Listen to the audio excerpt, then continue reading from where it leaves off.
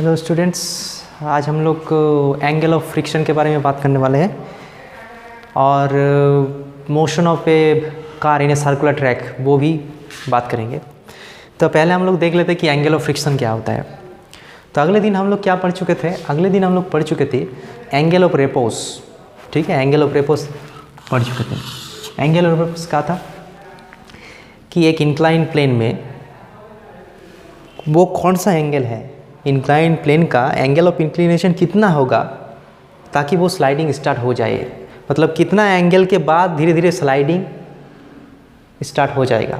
मतलब एक rough surface में अगर हम लोग एक ब्लॉक पर कुछ बॉडी को रखेंगे तो जैसा जैसा प्लेन का इंक्लाइन प्लेन का इंक्लिनेशन बढ़ता जाएगा, एक टाइम ऐसा आएगा कि वो नीचे गिरना स्टार्ट कर देगा। तो जो एंगल में मतलब लास्ट वो रेस्ट में है उसके बाद गिरना शुरू कर देगा, जो एंगल है उसका नाम है एंगल ऑफ रेपोस। ठीक है, तब ये हम लोग को पता है कि tan theta is mu, theta is the angle of repose और theta is tan inverse mu. अगर हम लोगों को म्यू के बारे में पता होगा तो हम लोग इजीली एंगल ऑफ रेपोस के बारे में कैलकुलेट कर सकते हैं। और ये वाला जो डेरिवेशन है वो हम लोग पिछले दिन कर चुके हैं। बहुत ही इंपॉर्टेंट डेरिवेशन है, एग्जाम में भी आता है और जेईई और नीट एग्ज़ाम वगैरह में बहुत ही काम आता है। अब देखिए एंगल ऑफ फ्रिक्शन क्या है। एंगल ऑफ फ्रिक्शन क्या है, देखो ये जो एक ब्लॉक यहाँ पे रखा हुआ है, एक रफ सरफेस के ऊपर ऐसे प्लेन ब्लॉक रखा हुआ है। अगर हम लोग अच्छे से देखना, अगर हम लोग इस बॉडी को इधर एक फोर्स लगाने की कोशिश करेंगे, एफ फोर्स, मान लेते कि कैपिटल एफ फोर्स यहाँ पे हम लोग लगा रहे हैं राइट साइड में, तो the moment we give this force, यहाँ पे कौन सा फोर्स जनरेट हो जाएगा? फ्रिक्शन, स्मॉल एफ जनरेट हो जाएगा। ऐसे होगा कि नहीं होगा? क्योंकि फ्रिक्शन इसका मोशन होने नहीं देगा, रिलेटिव मोशन नहीं होने देगा इन दोनों के बीच में, तो फ्रिक्शन होगा। ठीक है, तो ये जो सरफेस है, जो नीचे का सरफेस है, इसका ऊपर जो फ्रिक्शन लगा रहा है, कौन लगा रहा है? नीचे वाला सरफेस लगा रहा है। एक्चुअली क्या हो रहा है, देखो अच्छे से समझना कि नीचे वाला सरफेस इसको फ्रिक्शनल फोर्स लगा रहा है, ये बॉडी नीचे वाला फोर्स सरफेस को भी फ्रिक्शनल फोर्स लगा है। फोर्स हमेशा म्यूचुअल होता है, लेकिन क्योंकि हम लोग इसके ऊपर काम कर रहे हैं तो इसके ऊपर लगने वाला फोर्स इधर होगा। कौन लगा रहे हैं? सरफेस। अच्छा, और क्या फोर्स होगा? सरफेस जो है वो और एक कांटेक्ट फोर्स लगाएगा, वो है नॉर्मल रिएक्शन फोर्स, है कि नहीं? एक्चुअली जब दो चीज़ एक साथ कांटेक्ट में आ जाता है तो एक दूसरे को पुश करता है परपेंडिकुलर डायरेक्शन में, उसे हम लोग कहते हैं नॉर्मल रिएक्शन फोर्स। कई बार ये बोल चुके हैं हम लोग।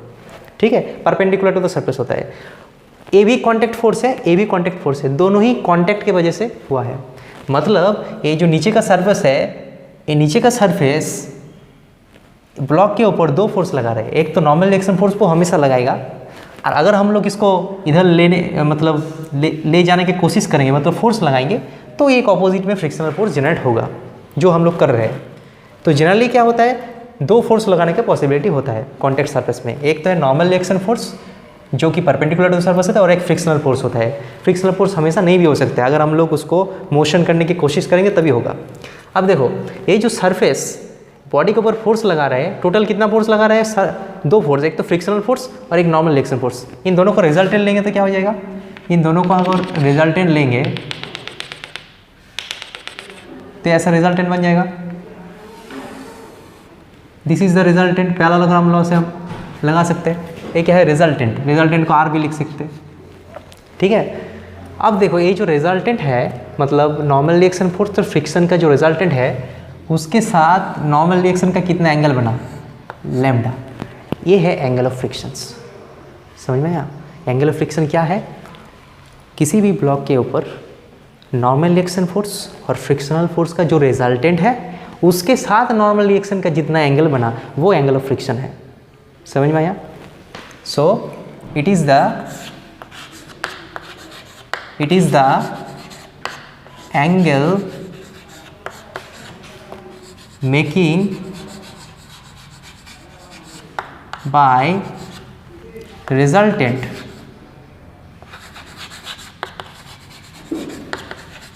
of n and f with n। Normal reaction और फ्रिक्शनल फोर्स का रिजल्टेंट नॉर्मल रिएक्शन के साथ जितना एंगल बनाता है वो है एंगल ऑफ फ्रिक्शंस। ठीक है। अब एंगल ऑफ फ्रिक्शन का फॉर्मूला कैसे क्या होगा, देखो इसको हम लोग क्या लिख सकते हैं, टेन लैम्डा। देखो टेन लैम्डा क्या होगा बोलो, परपेंडिकुलर बाई बेस। इसका ए ट्रायंगल जो है इसका थीटा ए है, तो परपेंडिकुलर क्या है, ए है परपेंडिकुलर। परपेंडिकुलर का वैल्यू कितना है, एफ। इसका वैल्यू एफ भी है, इसका वैल्यू अगर एफ है तो इसका भी वैल्यू एफ होगा। तो परपेंडिकुलर वैल्यू एफ, बेस कितना होगा, बेस मतलब ए वाला कितना है, एन। एफ का मतलब क्या होता है, एफ का नॉर्मल फॉर्मूला क्या आता है, म्यू टाइम्स एन। तो एफ की जगह हम लोग म्यू टाइम्स एन लिख सकते हैं, एन कैंसिल आउट हो जाएगा तो क्या हो जाएगा, म्यू। यहाँ पे हम लोग देख चुके हैं कि जो टेन लैम्डा है उसका वैल्यू क्या आ गया, म्यू आ गया। और टेन थीटा का वैल्यू क्या है, वो भी म्यू है। Ten of angle of repose का जितना वैल्यू है, ten of angle of friction का उतना ही वैल्यू है। तो अगर हम लोग 1 और 2 को कंपेयर करेंगे तो क्या आ जाएगा, कंपेयरिंग 1 and 2 वी गेट क्या हो जाएगा, tan lambda must be equals to tan theta और लैम्डा इक्वल्स टू थीटा। ठीक है, यहाँ पे क्या प्रूव हो गया कि एंगल ऑफ फ्रिक्शन का वैल्यू और एंगल ऑफ रिपोज का वैल्यू क्या होता है, सेम होता है। So angle of repose equals angle of friction. ये डेरिवेशन एग्जाम में बहुत आता है। कैसे आता है, so that angle of frictions and angle of repose are equal. तो कहाँ से स्टार्ट करना पड़ेगा, ये वाला डायग्राम बना के पहले वो एंगल ऑफ रिपोज का पिछले दिन का डेरिवेशन वो करना होगा, उसके बाद ये करना होगा, फिर 2 को कंपेयर कर देना होगा तो एंगल ऑफ फ्रिक्शन मिल जाएगा। ठीक है, तो इसको अच्छे से देख लेना कि जो रिजल्टेंट है वो एन के साथ कितना एंगल बना है, वो है एंगल ऑफ फ्रिक्शंस। ठीक है, अगर यहाँ पे कई सारा क्वेश्चंस न्यूमेरिकल सॉल्व होता है कि पूछा जाता है कि जो सरफेस है वो ब्लॉक के ऊपर कितना फोर्स लगा रहे हैं, टोटल फोर्स मतलब कितना फोर्स लगा रहे हैं, एक तो एन लगा रहे हैं और एक लगा रहे हैं, दोनों का रिजल्टेंट निकालना पड़ेगा। नॉर्मली केस में जब मोशन नहीं होता है तो एफ तो नहीं लगता, एफ कब लगता है, जब टेंडेंसी होता है। ठीक है, तो मतलब दोनों चीज़ जब कांटेक्ट में आता है तो उसका कांटेक्ट फोर्स लगता है। कांटेक्ट फोर्स क्या है, नॉर्मल रिएक्शन फोर्स, और एक कांटेक्ट फोर्स क्या है, फ्रिक्शनल फोर्स। लेकिन फ्रिक्शनल फोर्स हमेशा नहीं भी लग सकता है, अगर वहाँ पे रिलेटिव मोशन का टेंडेंसी है तो लगेगा, अदरवाइज नहीं लगेगा। लेकिन एन तो हमेशा लगेगा कि जब भी कांटेक्ट आएगा तो लगेगा। ठीक है, कांटेक्ट फोर्स। अब हम लोग देखेंगे कि motion of A car in a circular road.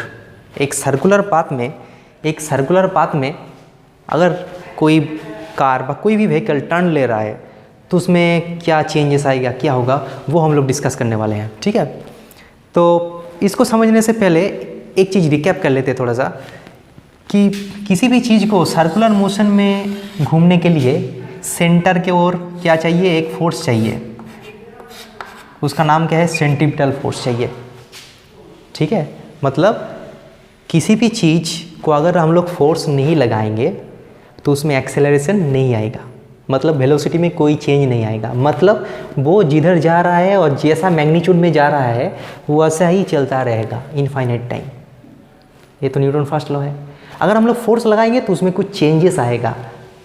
तो सर्कुलर मोशन कब होता है, जब उसका डायरेक्शन हर जगह में चेंज होता है, हर जगह में चेंज होता है। ऐसा गया फिर चेंज, फिर चेंज, फिर चेंज, फिर चेंज।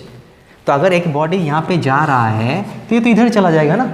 तो अगर हम लोग को इधर को थोड़ा सा फोर्स लगाएंगे तो इधर नहीं जाएगा, वो थोड़ा सा इधर आएगा, इधर आके इधर चला आएगा। फिर फोर्स लगाएंगे अंदर की ओर, फिर इधर आएगा, फिर फोर्स लगाएंगे, फिर इधर आएगा, ऐसे करता रहेगा। मतलब हमेशा एक अंदर की ओर फोर्स होना चाहिए, तभी क्या होगा, वो सीधा नहीं जाके ऐसे ऐसे ऐसे ऐसे घूमता रहेगा। Okay, so in order to have a circular motion there must be a force inside the center, towards the center. This is known as centripetal force. Okay, मतलब सर्कुलर पाथ में घूमने वाला कोई भी बॉडी में एक्सेलरेशन होगा वो तय है। हाँ, अभी क्या होता है, एक्सेलरेशन मतलब वो सिर्फ उसका डायरेक्शन चेंज होने के लिए भी एक्सेलरेशन हो सकता है, मैग्नीट्यूड चेंज होने के लिए भी हो सकता है। तो यहाँ पे हम लोग जो बात कर रहे हैं वो यूनिफॉर्म सर्कुलर मोशन, मतलब उसका स्पीड नहीं सेम है, मतलब इक्वल रेट में घूम रहा है, लेकिन घूम तो रहा है, मतलब उसका वेलोसिटी में चेंज आ रहा है। वेलोसिटी तो वेक्टर क्वांटिटी है ना, तो उसका डायरेक्शन चेंज आ गया, मतलब वेलोसिटी चेंज हो गया। वेलोसिटी में कुछ भी बदलाव आए मतलब उसके लिए फोर्स चाहिए। ठीक है। तो सर्कुलर मोशन में कोई घूम रहा है मतलब वो क्या है, उसके सेंटर के ओर क्या होता है, एक एक्सेलरेशन होता है, मतलब एक चेंज आता है वेलोसिटी को, उसके लिए एक एक्सेलरेशन होता है। कितना एक्सेलरेशन होता है, v square a centimeter equals to v square by radius. ये हम लोग ऑलरेडी डिराइव कर चुके हैं कि यूनिफॉर्म सर्कुलर मोशन में घूमने वाला किसी भी बॉडी में कितना एक्सेलरेशन होता है, v स्क्वायर बाई आर होता है। हालांकि नाम यूनिफॉर्म है लेकिन ये कन्फ्यूजिंग है, यूनिफॉर्म होने के बावजूद इसके अंदर एक एक्सेलरेशन होता है क्योंकि इसका डायरेक्शन तो बदल रहा है। तो डायरेक्शन बदल रहा है मतलब वेलोसिटी बदल रहा है, वेलोसिटी बदल रहा है मतलब एक्सेलरेशन है। तो एक्सेलरेशन किधर होता है, सेंटर की ओर होता है। और क्या होता है उसका value, velocity square by radius होता है। अब ये जो एक्सेलरेशन है, इतना एक्सेलरेशन होता है और तो एक्सेलरेशन जहाँ पे वहाँ पे क्या है, वहाँ पे फोर्स है, फोर्स और एक्सेलरेशन रिलेटेड। लेकिन जो फोर्स है सेंटीपिटल फोर्स, अगर सेंटीपिटल फोर्स सफिशिएंट नहीं है तो वो क्या सर्कुलर पाथ में मूव कर पाएगा, नहीं पाएगा, वो तो सीधा चला जाएगा। अब सेंटीपिटल फोर्स कौन देता है, सेंटीपिटल फोर्स सिचुएशन वाइज। अगर हम लोग एक पत्थर को एक रस्सी से बांध के ऐसे घुमा रहा है तो वहाँ पे जो रस्सी है, ये जो रस्सी है, ये पत्थर है, तो यहाँ पे जो टेंशन है, इसके ऊपर एक टेंशन लग रहा है, रस्सी वो पत्थर को एक टेंशन लगा रहा है, तो वो टेंशन का जो फोर्स है वो सेंटीपिटल फोर्स के काम कर रहा है, मतलब वो हमेशा सेंटर की ओर काम कर रहा है, इसीलिए काम मतलब वो सर्कुलर पाथ में मूव कर रहा है। अब मान लेते कि अर्थ घूम रहा है सन के चारों ओर, तो वहाँ पे सेंटीपिटल फोर्स क्या है, ग्रेविटेशनल फोर्स। ग्रेविटेशनल फोर्स हमेशा अर्थ को पुल कर रहा है, नहीं तो वो सीधा चला जाता है, उसमें चेंज क्यों आ रहा है, वो एक ही जगह में कॉन्फाइंड क्यों हो रहा है, क्योंकि हमेशा उसके सेंटर की ओर क्या हो रहा है, एक फोर्स है, वो क्या है, ग्रेविटेशनल फोर्स है। इलेक्ट्रॉन घूम रहा है न्यूक्लियस का चारों ओर, वहाँ पे क्या है, इलेक्ट्रोस्टैटिक फोर्स है। तो हर एक जगह पे अलग अलग situation wise force centripetal force के हिसाब काम करता है। मतलब सेंटीपिटल जो फोर्स होता है, सेंटर को एक फोर्स होना चाहिए, अदरवाइज ये सर्कुलर पाथ में मूव नहीं करेगा। तो जहाँ पे सर्कुलर मोशन हो रहा है मतलब कुछ ना कुछ फोर्स वहाँ पे लग रहा है सेंटर के ओर, वो फोर्स क्या होगा, सिचुएशन वाइज अलग अलग होगा, ठीक है। लेकिन वो फोर्स सफिशिएंट होना चाहिए, अगर सफिशिएंट नहीं होगा तो वो क्या होगा, सीधा चला जाएगा। मतलब जब घूमेगा तो इतना एक्सेलरेशन चाहिए, तो इतना एक्सेलरेशन प्रोवाइड करने के लिए अगर इतना एक्सेलरेशन नहीं होगा तो वो तो इधर चला जाएगा, वो तो घूम नहीं पाएगा। तो इतना एक्सेलरेशन प्रोवाइड के लिए सफिशिएंट फोर्स भी तो चाहिए, तो वो सफिशिएंट फोर्स जब मिलता है तो घूमता है, अगर नहीं मिलेगा तो वो स्किड हो जाएगा। अब यहाँ पे क्या कर रहे हैं, यहाँ पे हम लोग क्या कर रहे हैं कि एक कार सर्कुलर पाथ में टर्न कर रहे हैं। देखो दो पिक्चर हम बनाए हैं, ए और ए वाला पिक्चर है, इसको थोड़ा सा इमेजिन करना पड़ेगा। अगर हम लोग ऊपर से देख ले, हेलीकॉप्टर से देख रहे हैं कि कार ऐसा टर्न हो रहा है तो कैसे दिखाई देगा, ऐसा दिखाई देगा। और अगर हम लोग फ्लैट से देख रहे हैं, ऐसे कार ऐसे जा रहा है, ऐसे जा रहा है, तो ऐसे फ्लैट इसके ऊपर कार है ऐसा, तो उसमें कैसे दिखाई देगा, ऐसे दिखाई देगा, ठीक है। थोड़ा सा हमारा पिक्चर को समझने के लिए थोड़ा सा ध्यान देना पड़ेगा। अब देखो v वेलोसिटी में जा रहा है सर्कुलर पाथ में और रेडियस r है, यही पिक्चर यहाँ पे बनाया है, लेकिन यहाँ पे v नहीं दिखा सकते, लेकिन यहाँ पे हम लोग mg भी नहीं दिखा सकते, लेकिन यहाँ पे mg दिखा सकते हैं, इसीलिए दो पिक्चर बनाए। अब देखो यहाँ पे क्या क्या फोर्स लगेगा, एक तो है mg नीचे की ओर और एक फोर्स लगेगा नॉर्मल रिएक्शन फोर्स n, क्योंकि वो कार जो है सरफेस के ऊपर है तो एक दूसरे के साथ कॉन्टेक्ट फोर्स लगाएगा n, ठीक है।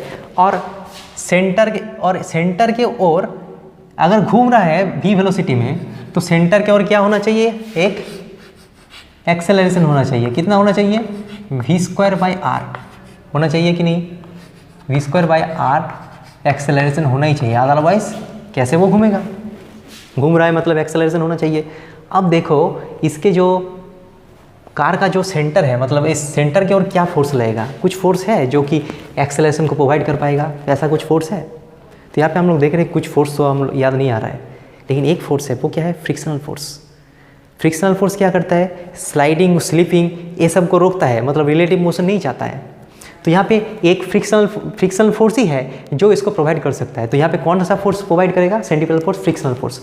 फ्रिक्शनल देखो अगर ये सब नॉर्मल इसका अगर फ्रिक्शनल फोर्स ना होता तो इसका टेंडेंसी होता बाहर की ओर स्किड हो जाना, तो वो स्किड को क्या करेगा, रोकेगा। फ्रिक्शन क्या करता है, हमेशा रिलेटिव मोशन को रोकता है, तो इसीलिए सेंटर की ओर क्या लगेगा, फ्रिक्शनल फोर्स लगेगा, ठीक। तो यहाँ पे हम लोग न्यूटन्स क्या पहले एलोंग वर्टिकल क्या लगाएंगे, एलोंग वर्टिकल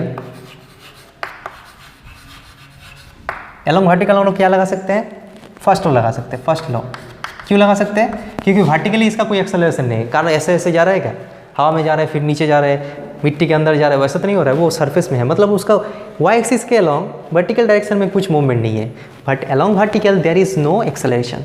एक्सेलरेशन नहीं है मतलब नेट फोर्स कितना होना चाहिए, must be zero. Net force zero होने का मतलब क्या है, ऊपर जितना फोर्स नीचे उतना ही फोर्स, मतलब एन बराबर mg। ये हो गया एक इक्वेशंस। इस डायरेक्शन में क्या होगा, इस डायरेक्शन में सेंटर की ओर क्या है, एक्सेलरेशन है a v²/r, और फोर्स क्या लगेगा, फ्रिक्शनल फोर्स लगेगा।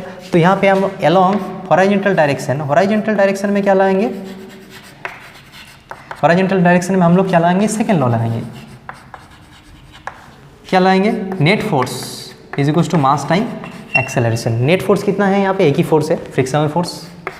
मास कितना है m, और a कितना centimeter, v²/r। Okay, sorry capital R होगा। ये इक्वेशन नंबर 2 होगा।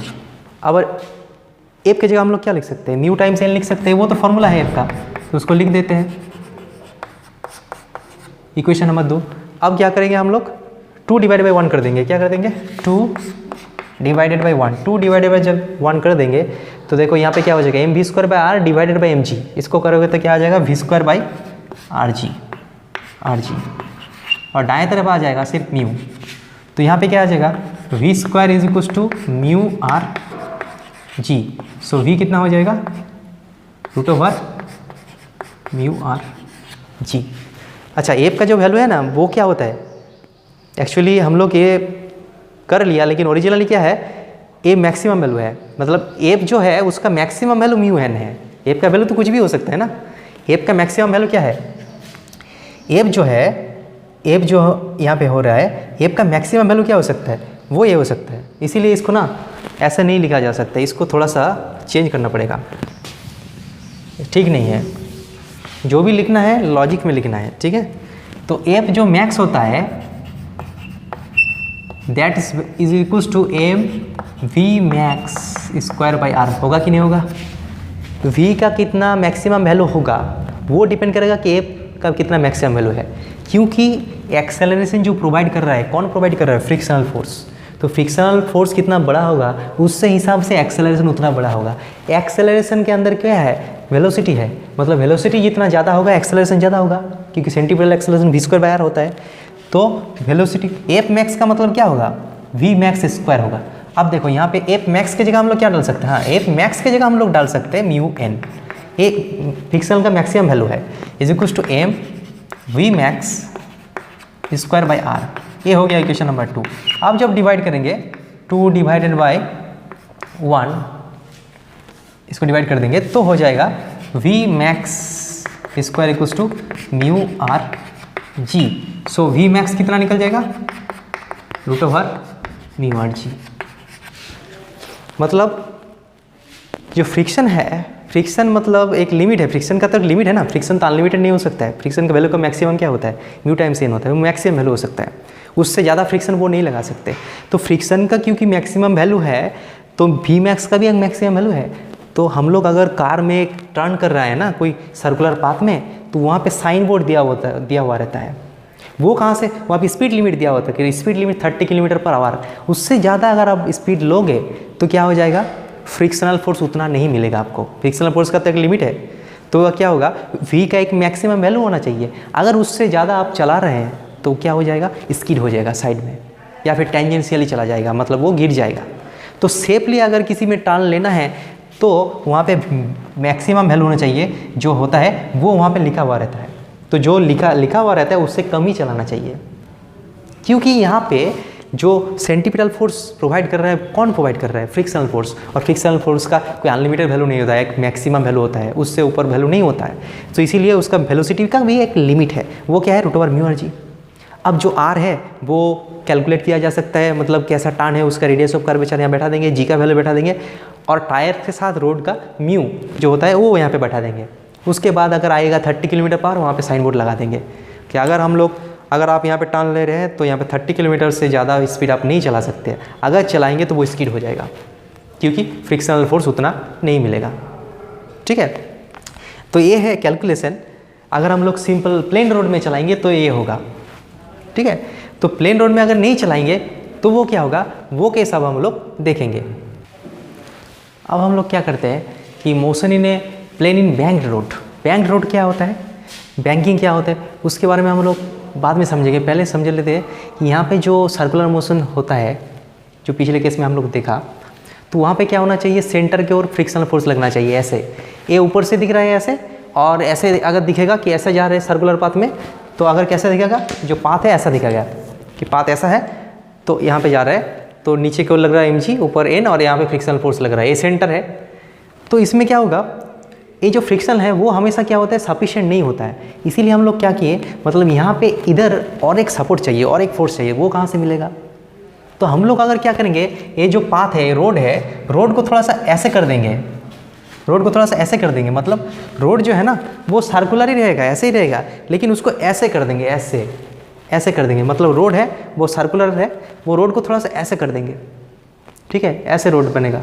तो ऐसे रोड बनेगा तो क्या होगा, देखो इसका जो नॉर्मल रिएक्शन है ना, नॉर्मल रिएक्शन का डायरेक्शन चेंज हो जाएगा, होगा कि नहीं होगा।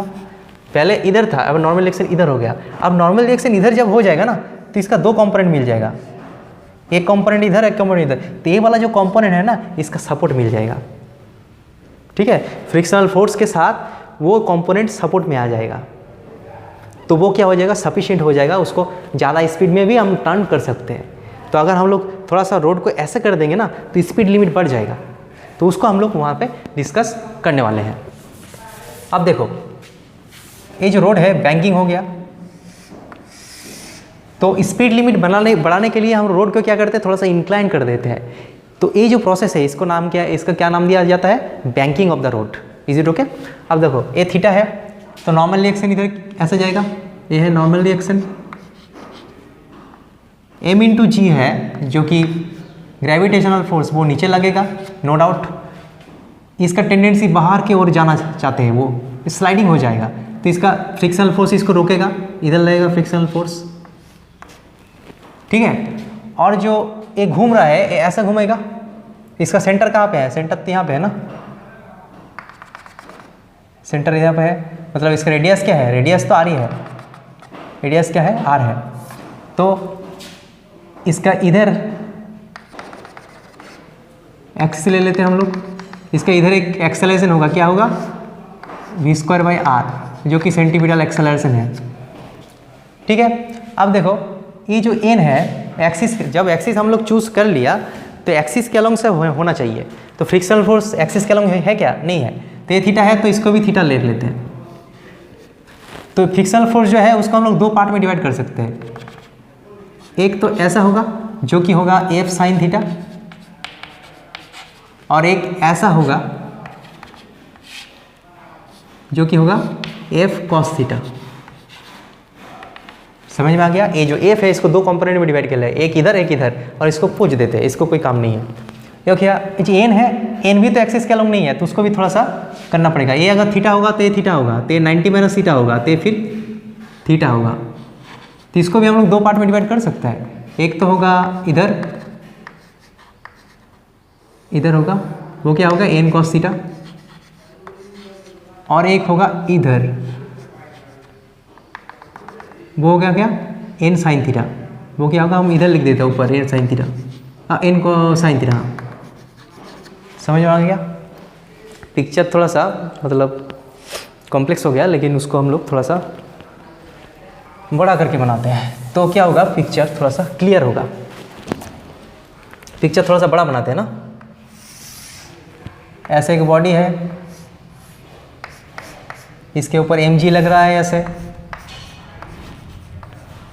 इधर स्कीरिंग होने का टेंडेंसी है, तो फ्रिक्शन इधर लगेगा, फ्रिक्शन लगेगा इधर स्मॉल f, नॉर्मल रिएक्शन लगेगा इधर n, ठीक है। और ये है थीटा, ये थीटा है, तो एक्सिस तो हम लोग इधर लेना ही है, एक्सिस। ये अगर थीटा होगा तो ये थीटा होगा, ये थीटा होगा तो ये भी थीटा होगा। तो इसको दो कंपोनेंट में हम डिवाइड कर सकते हैं। एक होगा n cos थीटा, और एक होगा ऐसे n sin थीटा, ठीक है। तो n को 2 पार्ट में डिवाइड कर दिया। जो f है इसको भी 2 पार्ट में डिवाइड कर सकते हैं। एक होगा इधर जो कि होगा f साइन थीटा, और एक होगा इधर जो कि होगा f कॉस थीटा। ठीक है, तो हमारे पास सब एक्सिस के अलोंग आ गया है। जो n था इधर था तो उसको हम लोग एक्सिस के अलोंग डिवाइड कर लिया, f था उसको भी एक्सिस के अलोंग डिवाइड कर लिया। अब देखो यहाँ पे इधर से एक एक्सेलरेशन है v²/r, तो इधर सेकेंड लॉ लगाना है। सो अलोंग y एक्सिस जो है, अलोंग y एक्सिस क्या लगाना है, फर्स्ट लॉ लगाना है, क्योंकि वहाँ पे कोई मोशन नहीं है। इधर तो कोई मोशन नहीं है, जो है इधर घूम रहा है, मतलब इधर एक सेंट्रीपिटल एक्सेलरेशन है। फर्स्ट लॉ क्या कहते हैं कि ऊपर जितना फोर्स नीचे उतना ही फोर्स, मतलब नेट फोर्स क्या होना चाहिए, 0 होना चाहिए। तो नेट फोर्स 0 होने से मतलब क्या, देखो ऊपर कितना फोर्स लगेगा, एक तो n cos थीटा लग रहा है, इसको छोड़ दो, इसको तो हम लोग डिवाइड कर लिया, n cos थीटा। नीचे क्या लग रहा है, f sin थीटा mg। ठीक है, तो n cos थीटा बराबर f sin theta plus mg। इसको थोड़ा सा सिंप्लीफाई कर लेते हैं कि n cos theta minus f sin theta is equal to mg। ये इक्वेशन नंबर 1 डाल देते हैं। अब इधर अगर लगाएंगे तो क्या लगाएंगे, along x axis second law लगाना पड़ेगा, क्योंकि वहाँ पे एक्सेलरेशन है। तो net force must be equals to mass time acceleration. Net force कितना है यहाँ पे, f cos theta plus n sin theta. तो लिखते हैं f cos थीटा प्लस, समझ में आ रहा है, f cos theta plus n sin theta equals to ma। a मतलब कितना होता है, v²/r होता है, सेंटीमीटर। Equation number 2। f की जगह μn लगा सकते हैं, f का मैक्सिमम वैल्यू हम लगा सकते हैं ना। यहाँ के हम लोग जो है f max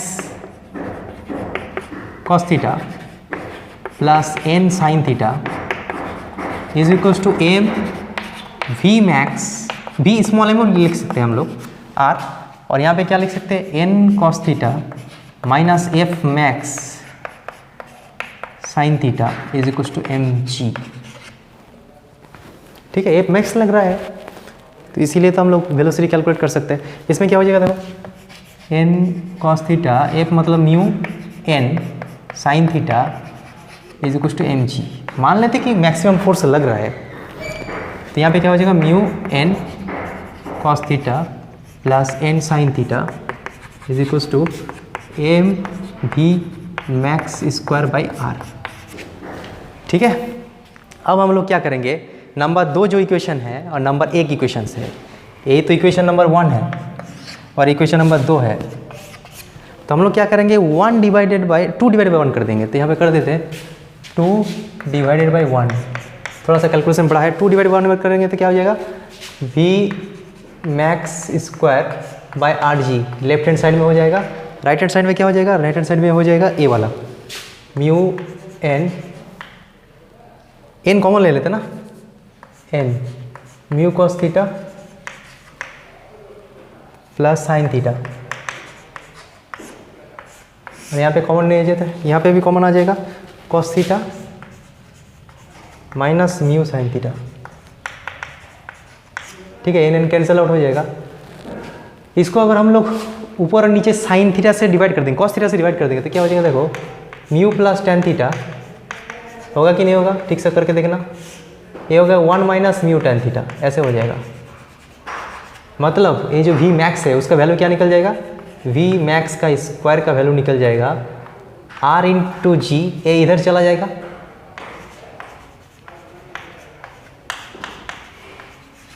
r into g mu plus tan theta by 1 minus mu tan theta.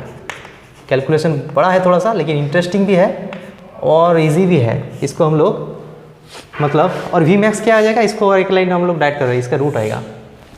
ठीक है, mu r ji mu plus tan theta by 1 minus mu tan theta.